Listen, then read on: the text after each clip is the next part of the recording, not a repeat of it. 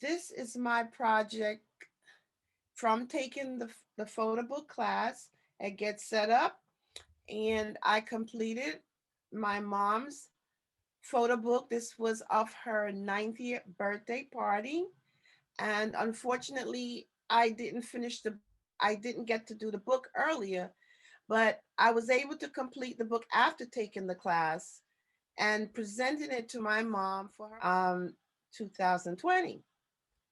So I'll just show you a few pages in the book. This page actually is of the invitation that went out for my mother's birthday party. And of course, this second page, I'm not holding this up properly. This Mm-hmm. second page is of my mom greeting her grandson. He flew in from Oklahoma. And this page is actually the menu and the favors that we had for the party. So there are lots more things. One thing I like to show in here, I was able to get in the award that she was given from the city of White Plains for her 90th birthday. So I made sure I add that as a part of the book, which she really loved. And let's see,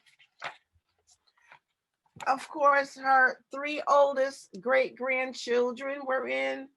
And of course, there's me on one of the pages. I'm the daughter. So, and this is the back of the book. This is the cover, the last part of the book, which I put a picture of her.